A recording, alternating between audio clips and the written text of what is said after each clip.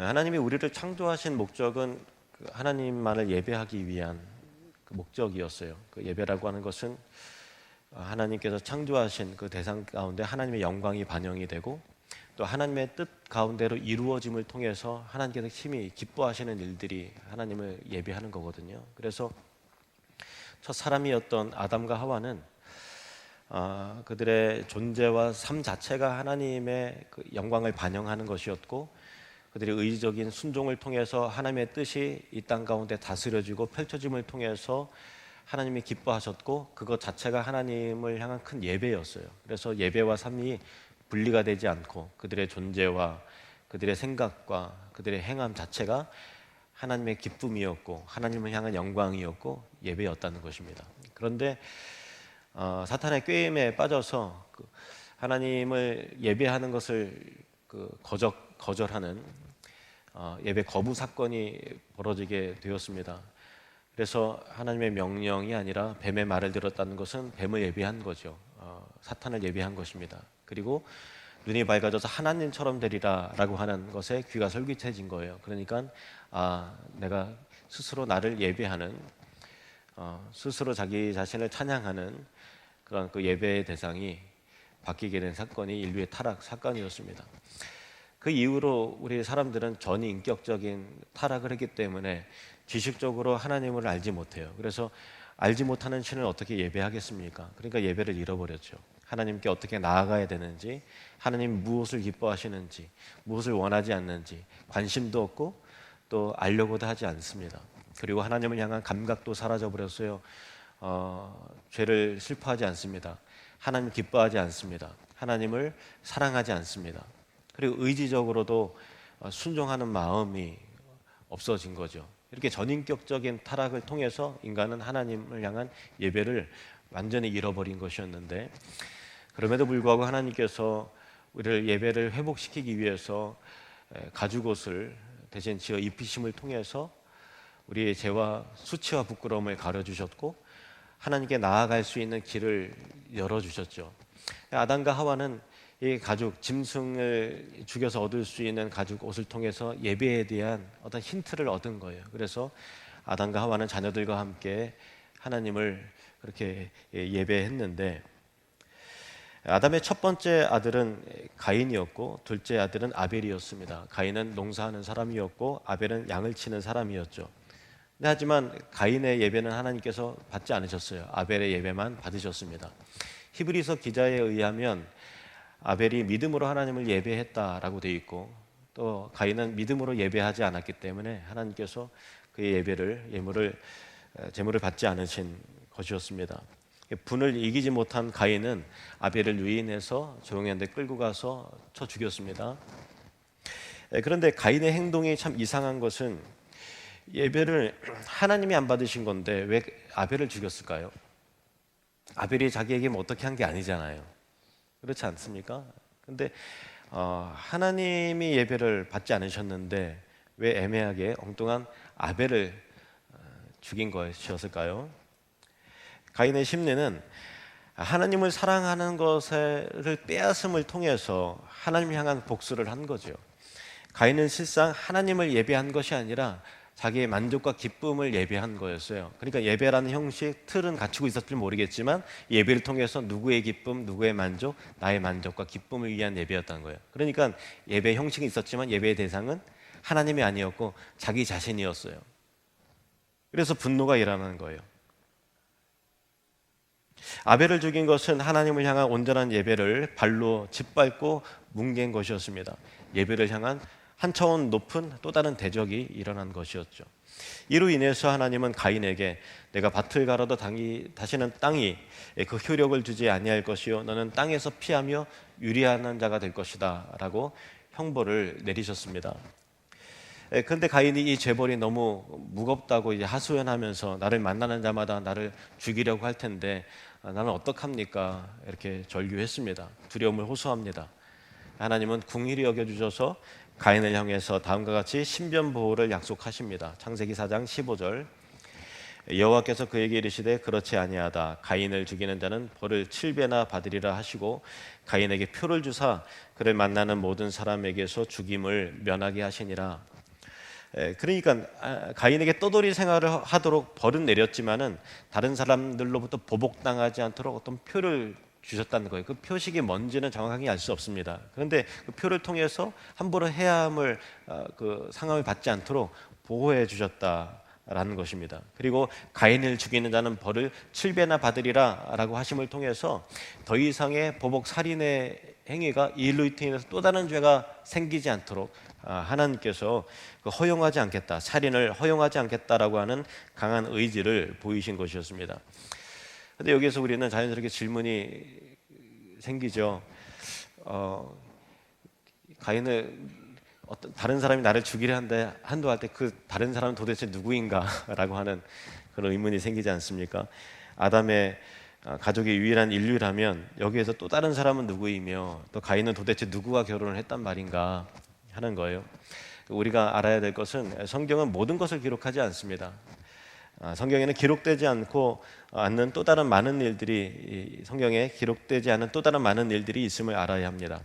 아담과 하와는 다른 자녀들이 또 많이 있었고 심지어 그 당시에 아담의 손주들까지 살고 있었다는 것을 우리는 생각해 볼 수 있어요.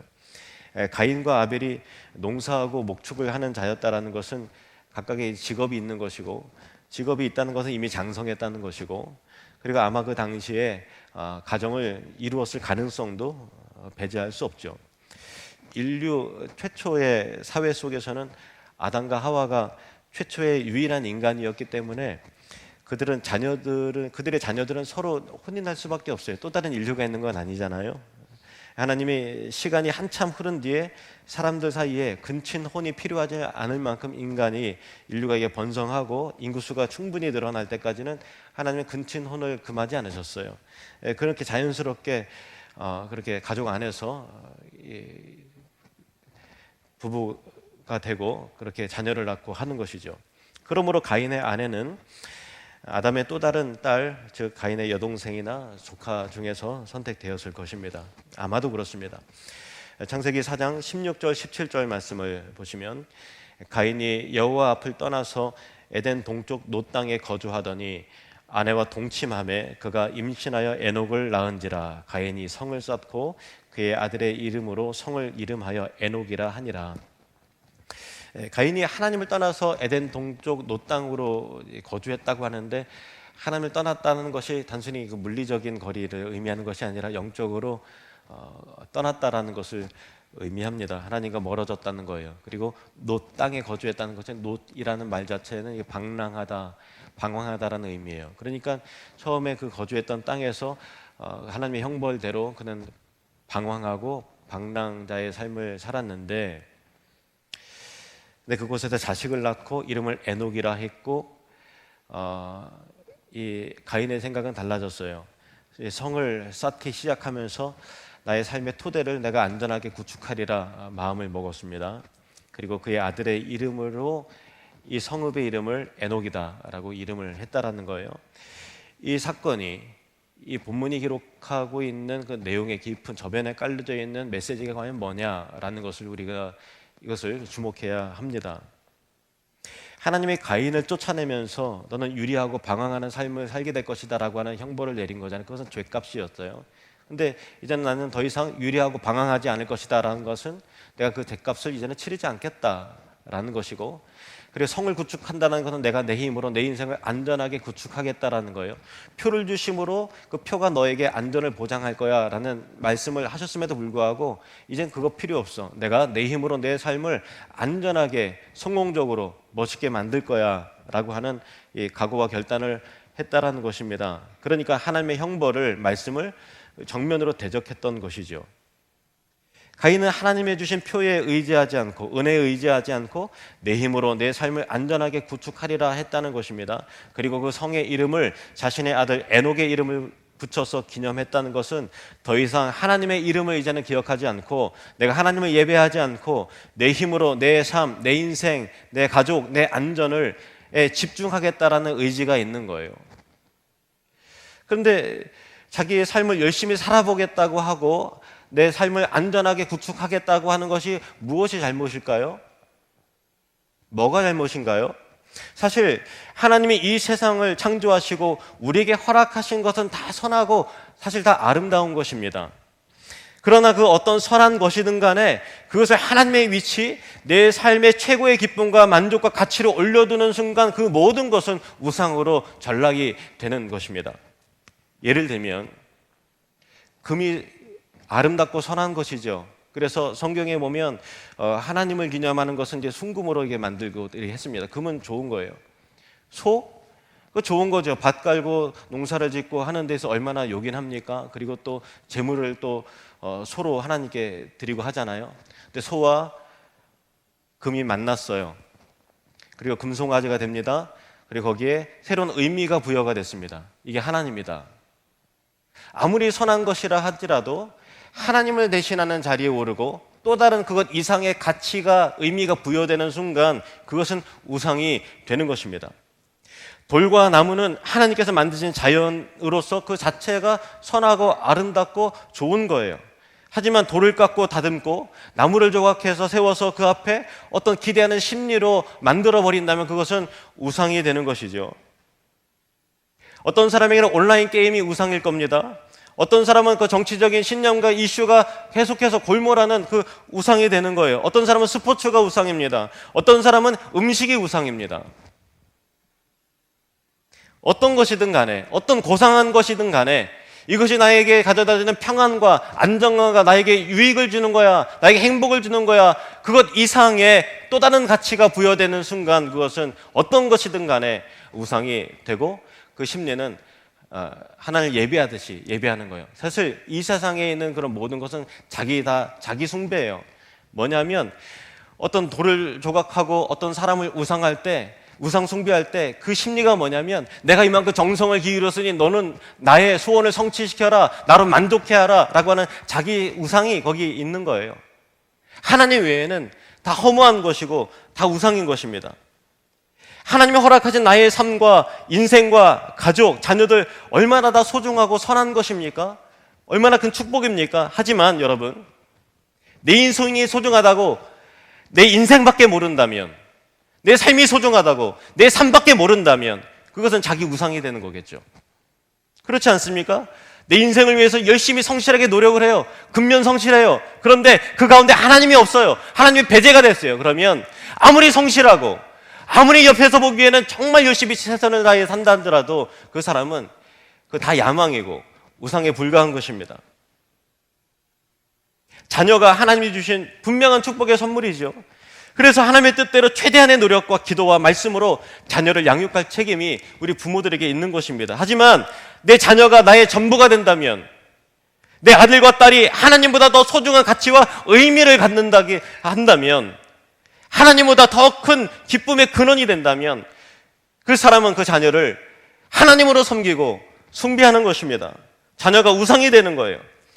가인이 자신의 삶의 안전한 삶을 위해서 성을 쌓고 에녹이라는 아들의 이름으로 기념했다는 것은 뭐가 문제입니까? 겉으로 보이기에는 최선을 다해서 사는구나, 자식 사랑 열심히 하는구나, 열심히 성공을 위해서 달려가는구나 라고 생각할지 모르겠지만 하나님으로부터의 독립이 선언이라면, 하나님으로부터 받는 그 징계의 죗값을 치르지 않고 스스로의 힘으로 내 인생을 안전하게 구축해 보겠다는 반항이며 자신의 선과 자녀가 나를 기념하는 우상이 되는 것이고 예배의 대상이 되었다라는 것을 의미하는 것입니다. 여러분, 겉으로 보여지는 열심에 속지 마십시오. 그 안에 깊이 들어가 있는 내면의 우상을 바라볼 줄 알아야 된다는 것입니다.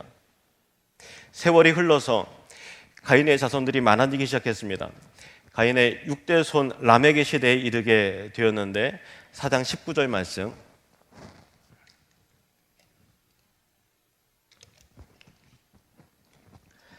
라멕이 두 아내를 맞이하였으니 하나의 이름은 아다요 하나의 이름은 실라였더라. 읽은 바와 같이 라멕은 아다와 실라라고 하는 두 여자와 결혼함으로써 인류 최초의 일부 다처제를 시작한 사람이 되었는데요.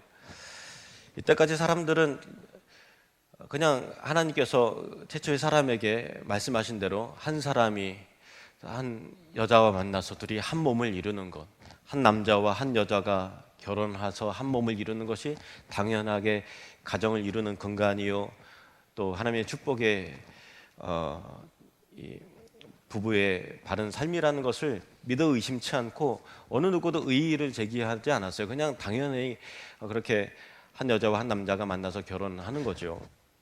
일부 일처제가 당연한 관례였고 또 문화였습니다. 그런데 이 라멕은 이 하나님의 명령을 깨뜨리고 두 아내를 동시에 거느림을 통해서 자신의 힘과 능력을 이제 과시를 한 거죠. 라멕 시대 이후로 고대 사회 사람들은 일부 다처제를 보편적으로 행해오지 않았습니까? 그래서 그 이유는 여러 환경의 요인도 있어요.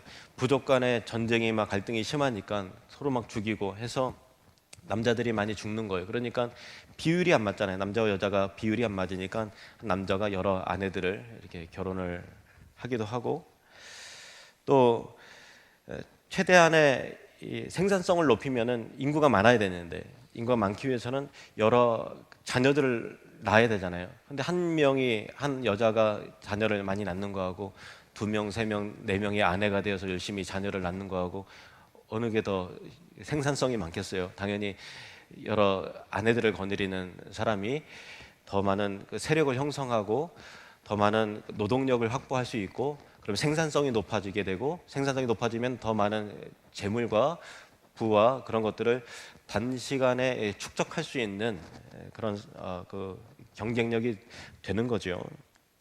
그래서 고대 사회에서는 일부 다처제가 이제 일반적으로 행해졌죠. 근데 하지만 성경에 여러 아내들을 둔 사람들은 그로 인한 어려움을 항상 겪었어요. 예를 들어 볼까요? 아브라함은 번처 사라 외에 첩 하갈을 맞이했죠. 그래서 이스마엘이 태어나고 나서 얼마나 그 골치가 아프고 얼마나 그 가정의 불화와 아픔이 심했습니까? 야곱의 집에서는 아내들이 싸우고 경쟁해서 편안할 날이 서로 없었죠.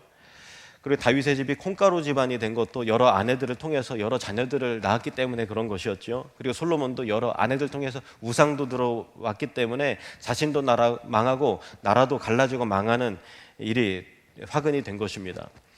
그래서 고대 사회 속에서 일부 다처제를 보편적인 문화로 만들어버린 그 장본인이 이 가인의 육대선 라멕이었는데, 원래 하나님의 의도는 한 남자와 한 여자가 만나서 둘이 한 몸을 이루는 것이 하나님께서 원하시는 온전한 가정의 모습이고 또 그것이 행복한 가정의 토대다라는 것입니다. 근데 그것을 깨트린 거예요, 라멕이. 우리가 처음 읽은 본문은 라멕의 노래인데 그 내용을 다시 살펴보면 이렇습니다. 23절, 24절 말씀 보시면, 라멕의 아내들에게 이르되 아다와 실라여 내 목소리를 들으라. 라멕의 아내들이여 내 말을 들으라. 나의 상처로 말미암아 내가 사람을 죽였고 나의 상함으로 말미암아 소년을 죽였도다.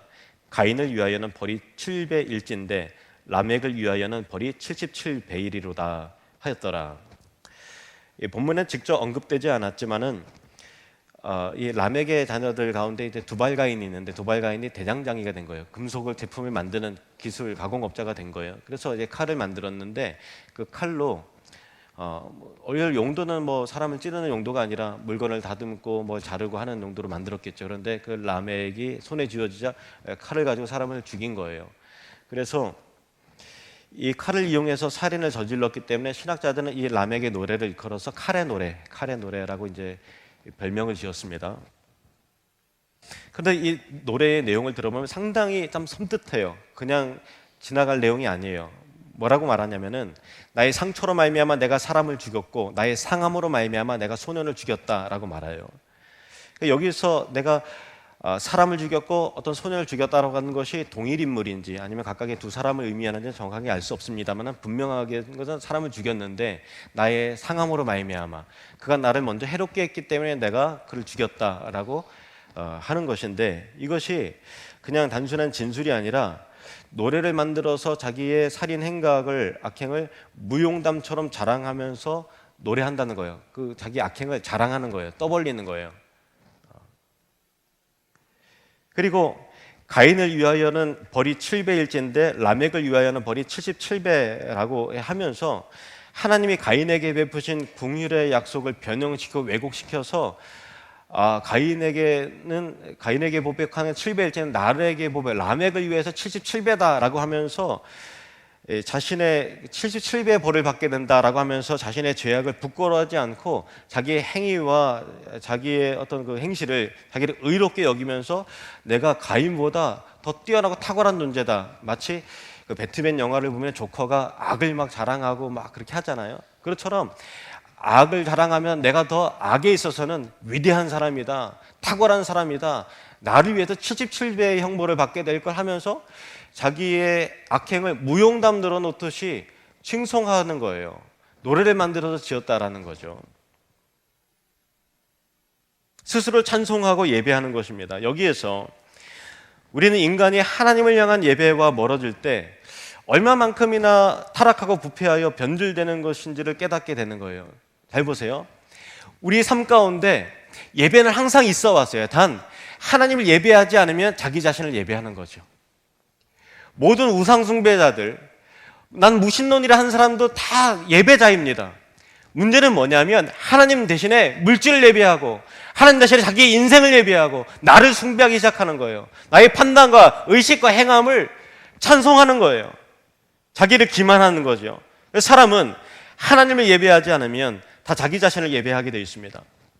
이 라멕의 노래를 통해서 발견하게 되는 죄인들의 특징이 있습니다. 첫 번째는 자기를 의롭게 여긴다라는 것이고요. 또 두 번째는 자신의 죄악을 어떠한 이유와 논리를 끌고 와서 정당화시키고 변명거리를 삼는다라는 거예요. 나의 상처로 말미암아 내가 사람을 죽였고 나의 상함으로 말미암아 내가 손을 죽였다라고 할 정도로 죽인 것에 대한 근거와 이유를 대는 거죠, 나름대로. 그리고 세 번째는 자기 자신을 찬송하고 예배함으로 하나님의 자리에 오르려고 한다라는 것입니다. 그래서 여러분 가만히 생각해 보세요.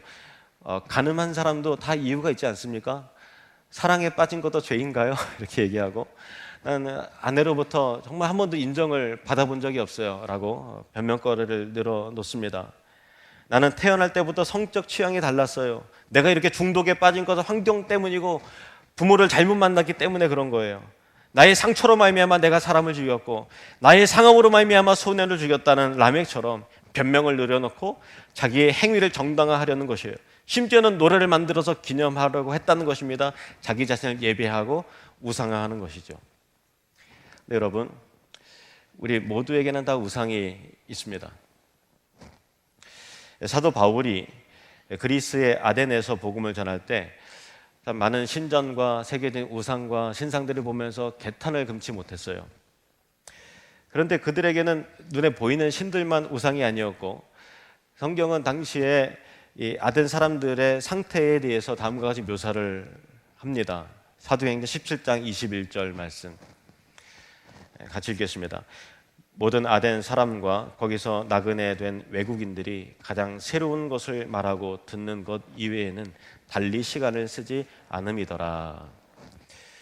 그들을 새로운 것을 듣고 경험하고 배우고 토론하는 것이 그들에게 있어서는 최고의 가치였고 의미 있는 일이었다라는 거예요. 그러니까 그들에게는 지식이, 철학이 또 모여서 결론 나지 않는 이야기를 계속 이게 하면서 논쟁하는 것이 나를 만족하게 하고 나를 행복하게 하고 나를 우월하게 하는, 나를 자부심을 갖게 하는 것이었다라는 거예요. 결국 뭐냐면은 그들에게는 지식이 우상이고 학벌이 우상이고 철학과 논쟁이 우상이었다는 거예요. 달리 시간을 안 썼다는 얘기는 뭐냐면 인생에 있어서는 철학이 최고지, 인생에 있어서는 지식이 최고야, 그게 나를 기쁘게 해, 그것이 우상이 되었다라는 거죠. 그러나 여러분, 하나님 외에 그 어떤 것도 참된 만족과 참된 평안과 행복을 가져다 주지 못합니다. 우상은 참 하나님이 아니기 때문에 그런 것이죠. 아무리 고상해 보이는 것이라 할지라도 그것이 나에게 있어서 가장 중요하며 그것이야말로 나를 행복하게 하고 나를 안전하게 지켜준다고 생각하면 그것은 우상입니다. 그것이 물질이든 그것이 부동산이든 그것이 주식이든 그것이 학력이든 취미든 간에 그것이 나에게 있어서 최고의 가치를 가졌다고 내가 믿고 붙드는 순간 그것은 분명히 우상이 되는 것입니다. 그것을 숭배하고 그것을 찬양하고 경배하게 된다는 것입니다. 이렇게 예배의 틀을 갖춰서 예배하진 않는다 할지라도 거기에 믿음이 실어지고 거기에 내 마음이 쏟아지고 할 때 그 모든 것은 우상이 되는 것이죠.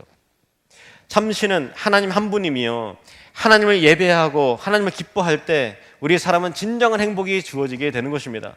그 외의 것은 어느 정도의 가치가 있을 수는 있으나 진정한 행복, 영원한 안정, 마음의 깊은 평안, 위로 절대 가져다 줄 수 없으며 그 어떤 것이든 그렇게 믿고 붙드는 순간 그것은 어떤 것이든 간에 우상으로 전락하게 됩니다. 요즘 전두환 대통령의 손자인 그 전우원 씨가 그 SNS 방송을 통해서 자신의 그 집안의 죄악과 비리와 이 더러움을 막 이제 실시간으로 생방송으로 막 폭로하는 일이 벌어져서 발칵 뒤집히지 않았습니까? 이게 뭘 말하는 것인가 하면은 그토록 움켜쥐려고 하고 가지려고 했던 절대적인 권력, 최고 권력자 아니었습니까? 절대적인 권력, 막대한 재물, 쾌락의 우상들이 실상 허무와 허상에 불과했다라는 것을 말하는 거예요. 행복하지 않았다는 거예요. 만족 없었다는 거예요. 불안하고 그랬다는 거예요. 그것은 어떠한 안정감을, 어떤 행복도 가져다주지 못했다라는 거예요. 그것은 더러운 죄악 덩어리에 불과했다는 것을 말하고 싶었던 거예요. 요즘 기독교계의 화두는 부흥입니다. 한 달 전부터 진행된 미국 켄터키 주의 에즈베리 대학으로부터 번져가는 부흥의 불길이 있기 때문에 우리가 다 관심을 기울이죠. 또 올해는 평양 대부흥이 일어나기 7년 전에 그 원산 대부흥이 먼저 일어났는데 일어난 그 120주년이 되는 해이기도 합니다. 근데 진정한 부흥은 반드시 회개의 역사가 나타나는 거예요. 자신 안에 감춰진 우상, 한 번도 내가 그것을 우상이라고 생각해 본 적 없는데 말씀이 임하고 거룩하신 하나님 앞에 서니까 나의 완고함이 보이게 되고 내 감춰진 우상들이 보여지기 시작하는 거예요. 그리고 그 죄악을 바라보면서 통곡하고 회개하고 내면에 감춰진 우상들이 깨어지기 시작하고 하나님을 향한 온전한 예배가 회복되어지기 시작하는 것, 이것이 진정한 부흥입니다. 여러분 축복합니다. 저와 여러분 안에 이와 같은 놀라운 부흥의 역사가 나타나기를 주님의 이름으로 축원합니다. 스가랴서 12장에 보면은 부흥의 때에 일어나는 일을 기록하고 있습니다. 스가랴 12장 10절 말씀 함께 있습니다. 내가 다윗의 집과 예루살렘 주민에게 은총과 간구하는 심령을 부어주리니 그들이 그 찌른 바 그를 바라보고 그를 위하여 애통하기를 독자를 위하여 애통하듯 하며 그를 위하여 통곡하기를 장자를 위하여 통곡하듯 하리로다.